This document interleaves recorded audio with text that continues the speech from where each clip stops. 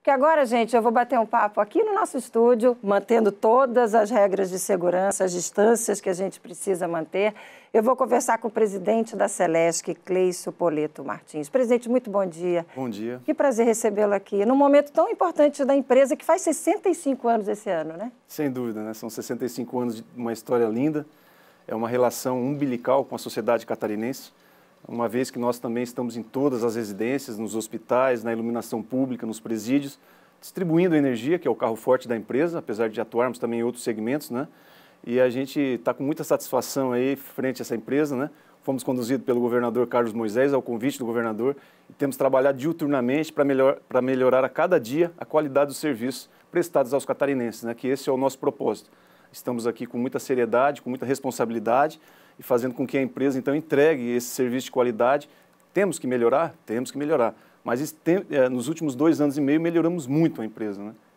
E vocês têm uma inauguração prevista nos próximos dias que vai ser bem importante, principalmente para a região sul do estado, né? Sem dúvida. Temos uma inauguração aqui na cidade de 13 de Maio, é de uma outra empresa essa subestação, uma subestação de transmissão, mas nós temos 2 linhas conectadas a essa subestação, que são linhas da Celesc, que vai dar uma estrutura, uma infraestrutura energética e elétrica ainda melhor para o sul do estado, que tanto carece desses investimentos, né? O senhor esteve aqui com o diretor da empresa na semana passada, recebemos vocês aqui na sede do nosso Grupo ND, foi um bate-papo muito bacana. O senhor anunciou algumas novidades, como, por exemplo, a licitação para a linha de Ratones, uma terceira ligação para a nossa capital. Como é que vai funcionar? Como é que está a expectativa para início de obra? Sim, a expectativa é que nós iniciemos a licitação o mais breve possível, né, para que até meados do ano que vem tenhamos essa linha energizada. Então, nós teremos agora também uma fonte de alimentação de energia elétrica na ilha de Florianópolis, pelo norte do estado.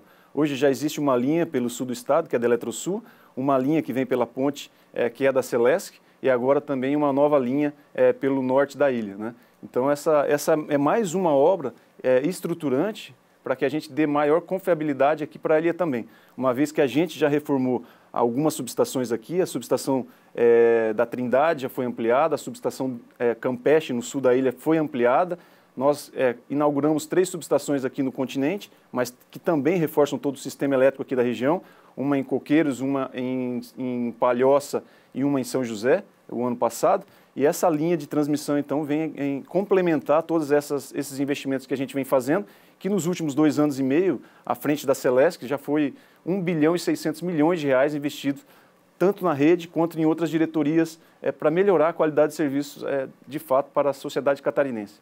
Agora, presidente, vocês anunciaram agora um lucro líquido grande, acho que o maior dos últimos tempos, e a distribuição de lucro para os funcionários, para a empresa, quase 39 milhões de reais. Sim. Principalmente para os funcionários, são 3.400 funcionários, e aqueles que ganham menos parece que foram mais beneficiados ainda.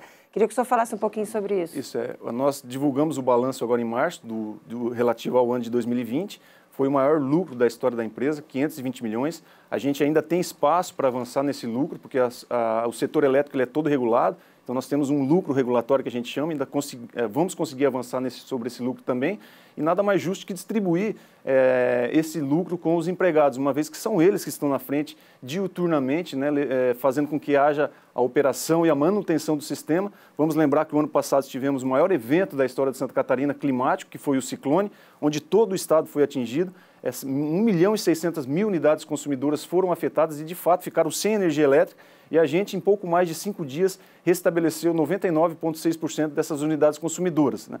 E aí, os outros 0,4% demorou-se um pouco mais, porque eram regiões, usualmente são regiões rurais, onde a gente teve dificuldade de acesso, e literalmente, em muitos casos, os nossos empregados levaram nos ombros os postes para que lá fossem, então, reenergizadas as redes.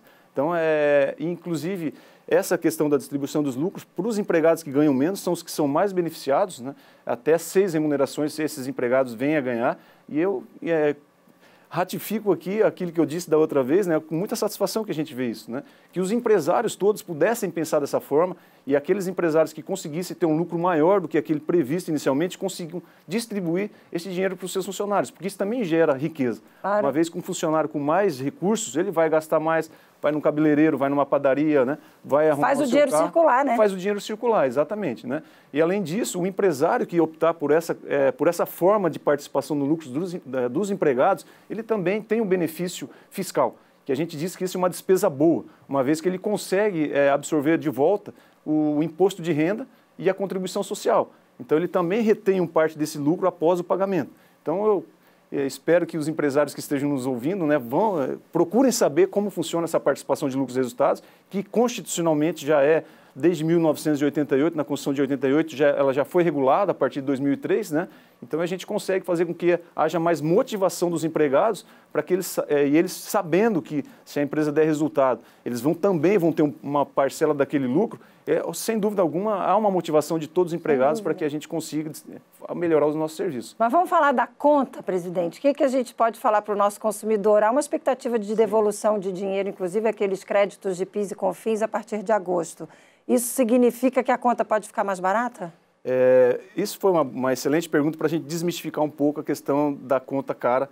De fato, no Brasil, a energia elétrica ela é cara, né, comparado com outros países, e isso é uma questão regulatória que a sociedade precisa se envolver. Nós, como presidentes das empresas, não só de distribuição, como de geração, transmissão, a gente precisa achar algum mecanismo para que a sociedade deixe de pagar sempre a conta, né? No caso da Celesc, a gente tem a segunda tarifa menor do país, entre todas as concessionárias. A gente só perde para o estado do Amapá por 1 centavo. E vamos lembrar que, infelizmente, no Amapá tivemos vários problemas lá com o estado, que eles ficaram no apagão, né? Uhum. E a nossa revisão tarifária é agora em agosto. Então, existem alguns fatores que vão fazer com que haja uma amortização do reajuste e outros que vão fazer com que suba. Por exemplo, a gente está passando agora num período seco, né? É a pior série histórica dos últimos 90 anos de chuvas. Usualmente o Sudeste, onde nós temos os maiores reservatórios de água que vão se transformar em energia elétrica, é o que baliza o preço de energia elétrica, né? E a gente está passando por um momento crítico. Então isso faz com que o preço da energia suba. Por outro lado, agora recentemente, inclusive, o STF já deu a decisão final sobre a questão da devolução do PIS e COFINS para o consumidor de algo que estava sendo embutido na base de cálculo do ICMS. Então, a empresa já tinha no seu orçamento, mesmo antes do STF ter decidido, a devolução desses créditos. Para todo mundo? Para todo mundo. Na conta? Na conta de energia elétrica. Isso vai fazer com que haja uma amortização na conta de energia elétrica. Então, por outro lado, há o aumento na conta por conta da questão da estiagem. Então, esse balanço final vai dar um valor que a gente espera que seja um valor baixo, razoável, né, para a sociedade, em agosto. A gente não tem esse valor fechado ainda, mas, sem dúvida alguma, essa devolução do PIS e COFINS vai contribuir para que o aumento seja minimizado. E parcelamento, o que a gente pode falar para quem está passando pela pandemia, principalmente, presidente, o setor de bares, restaurantes? Sim. Esse pessoal está sofrendo muito. O que a Celesc tem feito para apoiar? Sim, a gente sabe desse sofrimento porque a gente viu lá no início da pandemia o aumento, né, da inadimplência. Obviamente, ninguém quer ficar inadimplente. As pessoas querem pagar suas contas, querem serem reconhecidas como bons pagadores. E o Estado de Santa Catarina, fica aqui o nosso agradecimento e o nosso parabéns para toda a população do Estado de Santa Catarina, porque mesmo diante da pandemia e após o pico que houve o ano passado em relação àquele medo que se existia do que iria acontecer no futuro, né, a gente voltou aos patamares que usualmente nós temos de inadimplência. Então, lá no início, a gente fez uma reunião com a Fiesc, né, o Dr. Mário Aguiar. Nós criamos um comitê de parcelamento para as indústrias, já são mais de 130 milhões parcelados para as indústrias, em torno de 130 milhões também parcelado para o consumidor. E recentemente, agora em dezembro, a gente possibilitou com que todos os usuários que estão devendo até R$10 mil, eles consigam ir até as nossas lojas e fazer o parcelamento também no cartão de crédito e no cartão de débito, que não existia essa modalidade de pagamento na Celesc. Então, esse pequeno comerciante de bares, restaurantes que tem as suas contas atrasadas, vá até a loja da Celesc. Nós ainda temos só cerca de 80 lojas fazendo esse parcelamento, mas a ideia é que tenhamos todas as cidades com esse parcelamento sendo possível de ser realizado, né? Então vá até a sua cidade, se não tiver na sua cidade, vá na sua cidade mais próxima que já tem um parcelamento e faça esse parcelamento. Esse parcelamento pode ser feito tanto no cartão de débito, no débito quanto no cartão de crédito, né? E isso fazendo com que a gente consiga também ajudar a sociedade a ultrapassar esse momento que é tão difícil. Além desses parcelamentos que nós já fizemos, nós também fizemos um parcelamento para os hospitais, o Refinde. Até o governador me cobrou esse final de semana que ele recebeu uma demanda de um dos hospitais no sul do estado e a gente comunicou que nós já estamos fazendo esse parcelamento também para esse hospital, mas todos os gestores dos hospitais que estão nos ouvindo, que tenham faturas atrasadas com a Celesc, nos procure, que nós também fizemos um parcelamento para os hospitais. Então atingimos toda a sociedade de maneira geral, né, sensíveis a esse momento que todos nós estamos atravessando. Tem 2 projetos que eu quero saber detalhes com o senhor. Um achei muito bacana, outro dia a Carol, nossa repórter lá de Criciúma, trouxe detalhes do projeto Sou Legal, Tô Ligado. Sim. Que é aquela troca de equipamentos eletroeletrônicos antigos. Está acontecendo, vai acontecer, é para o estado todo? O que o senhor pode falar sobre isso? Sim, esse projeto ele acontece no estado todo, mas usualmente a gente direciona para determinadas macro-regiões os projetos. Então, um projeto aconteceu recentemente, foi no sul do estado. O próximo projeto que deve estar acontecendo ainda nesse primeiro semestre, a gente procura outra região do estado e é diretamente voltado para as pessoas de baixa renda. Então, a gente consegue identificar as pessoas de baixa renda pelo consumo de sua residência e esses equipamentos, geladeira, ar-condicionado, lâmpadas de LED, e agora nós incluímos também o kit postinho, que é uma padronização com as normas que nós temos dentro da empresa para que haja uma segurança ainda maior de fornecimento para aquela residência, inclusive para a saúde das pessoas, né? E a gente aí nos próximos 2, 3 meses devemos estar lançando outro programa como esse. Nesse último foram mais de 7 mil unidades consumidoras beneficiadas da baixa renda, né? Ali no sul do estado. Foi Laguna, foi Criciúma, Sombrio. A gente mostrou, muito bacana, eu fiquei encantada com o projeto. Me lembro que na época eu ainda disse aqui no estúdio, isso tinha que ir para todo o estado. Vou perguntar para a Celeste se vai para todo o estado. Que bom ter o senhor aqui, pessoalmente dizendo que sim, pode ir para todo o estado. É muito bacana essa iniciativa. Sim. E o outro projeto que eu sei que tem todo o seu carinho, que é o projeto Rural, que pretende atender 500 mil pessoas, é isso, até o final desse ano? Confere essa informação? Exatamente. A gente criou esse programa lá também no início de 2019, assim que, logo após a gente ter sido impulsado pelo Conselho, né, a convite do governador, e aí eu comecei a andar pelo estado todo para conhecer as macro-regiões, a necessidade de cada uma das macro-regiões, as características das macro-regiões, e a gente identificou rapidamente essa demanda, né, que vinham dos produtores rurais. Porque eu vou conhecer os empregados, vou conhecer os empresários, saber das demandas e também vou conhecer os pequenos proprietários rurais, que no nosso estado, mais de 90% da agricultura é agricultura familiar. Então, é muito importante que essas pessoas tenham disponibilidade de energia elétrica, né, para que eles consigam crescer. Porque hoje qualquer propriedade rural ela é uma microindústria. Né? Ela tem lá os seus equipamentos que precisam de energia elétrica confiável para que ele consiga ter uma produtividade maior. Então, nós criamos lá no início do nosso mandato esse programa e hoje já são 190 milhões de reais, inclusive vamos abrir uma licitação amanhã, levando a rede trifásica ou rede monofásica com cabos protegidos, que é muito mais seguro do que os cabos nus que hoje existem. Porque se cai uma vegetação sobre um cabo protegido, usualmente ele não desliga. Então, a gente também automatizou todas essas redes com religadores, evitando com que haja necessidade de nossa equipe ir até o campo. Esses religadores reenergizam a rede automaticamente e serão, nesse primeiro momento, 233 mil unidades consumidoras, o que dá mais ou menos 500 mil pessoas. Né? A gente está na metade do programa. A gente, para atender todo o estado, precisamos aí atender cerca de 500 mil unidades consumidoras. Então, já estamos aí prevendo para o ano que vem novos investimentos e acreditamos que nos próximos 2, 3 anos contemplemos aí toda a área rural do estado com esse programa Celesc Rural. Presidente, eu tomei conhecimento de um projeto de empresários aqui de Florianópolis que pretende fazer o Boulevard Bocaiúva, que é a intenção de transformar a nossa rua Bocaiúva aqui num belo boulevard para estimular turismo, para estimular restaurantes. Se eles precisarem do apoio da Celesc, a Celesc é parceira nesse tipo de empreendimento, no sentido de fazer que a iluminação seja toda subterrânea, para modernizar o caminho, para transformar mesmo num boulevard, num passeio bonito que estimule o turismo, estimule esse setor de bares e restaurantes.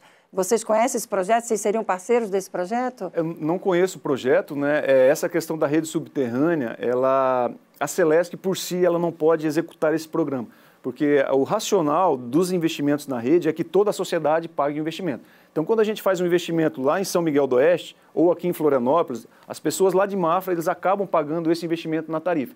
Então, a ANEEL não reconhece como um investimento que a gente chama de investimento prudente, investimentos subterrâneos, exceto em alguns casos, como vai ser aqui no Ratones. Essa linha de transição do Ratones, mais de 50% dela vai ser subterrânea, o que fez com que o projeto triplicasse de valor ali por uma questão ambiental. Mas eu tenho certeza que o governador vai acatar esse pedido, porque a gente, através de crédito CMS, também uma legislação feita em 2019, e ratificada pelo governador, têm sido parceiros de alguns projetos como esse, né? Então, a gente levará essa demanda para o governador e eu tenho certeza que ele vai autorizar que nós sejamos parceiros também nesse caso do Boulevard.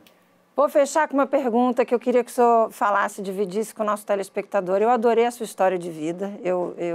No dia seguinte, inclusive, que o senhor esteve aqui, eu registrei isso aqui no nosso SC no ar. Eu falei, gente, conheci o presidente da Celesc pessoalmente, tem uma história de vida linda, um homem com menos de 50 anos, que nasceu no interior do Paraná e tem uma história de ter sido boia fria. Mas eu não quero contar essa história, eu quero que o senhor conte. Porque também, só para concluir, naquele dia ele disse assim, gente, não é nenhum glamour ser presidente da Celesc. É uma responsabilidade gigante. Mas aí eu acrescento, é também uma realização muito grande, né? Porque para um homem que foi boia fria chegar presidente de uma das maiores empresas do Brasil, não, é uma realização, né? Ah, sem dúvida, né? Como eu disse, não é nenhum glamour, é uma responsabilidade gigante, né? E o governador cobra diuturnamente isso da gente, finais de semana, e a gente não tem nenhuma vaidade de estar nessa cadeira, a gente tem sim muita responsabilidade, né, de tocar uma empresa desse porte que está, de fato, aí entre as 60 e 70 maiores empresas do Brasil, que atendemos aqui mais de 7 milhões de pessoas, especialmente nessa pandemia, temos todo um plano de contingência, de emergência para atender os hospitais, né? E, de fato, com 9 anos de idade, eu já fui boia fria, subia naquela época, nem ônibus tinha, era um caminhão mesmo de boia fria, com uma marmita que a minha mãe preparava, para que eu pudesse colher algodão. Daquilo ali, depois eu virei cobrador numa empresa de contabilidade, também, 10 anos mais ou menos, né? Ia cobrar as pessoas a partir desse escritório de contabilidade na época, não existia computador, internet, né? Nem se imaginava isso naquela ocasião. Depois trabalhei na oficina mecânica do meu tio, então com 11 anos de idade mais ou menos eu já desmontava kart de Opala, por exemplo. Depois, em seguida, fui conseguir meu primeiro emprego com carteira assinada com 12 anos de idade. Então, desde os 12 anos de idade, eu tenho minha carteira de trabalho assinada numa cooperativa agrária de cafeicultores de Centenário do Sul, que é a cidade que eu nasci. Como eu sempre gostei de estudar, na sequência, meu pai, né, que faleceu recentemente, comprou uma Kombi 74 para levar estudantes da cidade que eu morava para uma cidade vizinha, que era uma cidade que tinha um poder aquisitivo maior, porque lá ainda existe uma empresa de beneficiamento de cana-de-açúcar, então transforma açúcar a cana-de-açúcar ou em açúcar ou em álcool, né? E ali meu pai pediu, então, para o seu Manuel, que era o diretor do colégio, né, para que eu estudasse, mas ele não ia ter condições de pagar. E o seu Manuel, que sabia que meu pai não teria mesmo essa condição, falou, não, o senhor pode deixar teu filho estudar aqui, no dia que o senhor puder, o senhor paga. Não sei nem se ele já pagou o seu Manuel lá. Mas o fato é que o senhor estudou e transformou a sua vida. E aí, sempre estudando, batalhando, vim para Florianópolis em 94, né, conheci a minha esposa aqui em 95, a minha esposa é de Florianópolis, a minha filha é de Florianópolis, né? E aí até que eu entrei, então, já direto para o setor elétrico, após formado, né? E até que em 2018, no final de 2018, o governador então me convidou, Carlos Moisés, para vir para a Celesc, né? Não foi uma decisão fácil, a minha esposa especialmente ficou muito assustada, porque é uma exposição da cadeira, né? Então eu estou presidente da Celesc, não do sou... cargo, né? Exatamente, né? Como eu lhe disse, não é um glamour, é uma responsabilidade. E a gente tem feito um belo trabalho, né? Pegamos uma empresa onde qualquer empréstimo que nós iríamos fazer era cobrado 75% de consignação, e hoje nós acabamos de pegar uma debêntures aí de 550 milhões sem nenhuma consignação, apenas com o aval da holding, o que demonstra a credibilidade que nós passamos para todo o mercado, e o mercado financeiro é muito exigente, vocês sabem disso, o Banco Safra, enfim, grandes bancos aí fizeram esse empréstimo sem nenhuma consignação, fruto do trabalho de toda a diretoria, do conselho de administração e especialmente dos empregados, né, que vem respondendo de uma forma fantástica a toda aquela estratégia que a gente desenha e entrega para que eles levem o melhor para a sociedade catarinense. Presidente, muito obrigada por estar com a gente hoje aqui, presencial. O convite foi feito para que ele estivesse aqui ou fosse virtualmente. Ele disse, não, faço questão de ir ao estúdio, então lhe agradeço a gentileza de estar com a gente aqui. Lhe desejo boa sorte, conte sempre com a gente aqui. Divida com a gente, principalmente informações que a conta vai cair, tá? Vai baixar. Se tivesse informação aí de agosto, olha, vai baixar em 8%, 10%. Conta para a gente aqui, que o telespectador vai adorar. Muito obrigada pela gentileza. Até uma próxima. Obrigado. Cuidem-se, né? A pandemia ainda está aí. Fiquem todos com Deus. Tenham um bom final de semana. Obrigada, presidente. Valeu.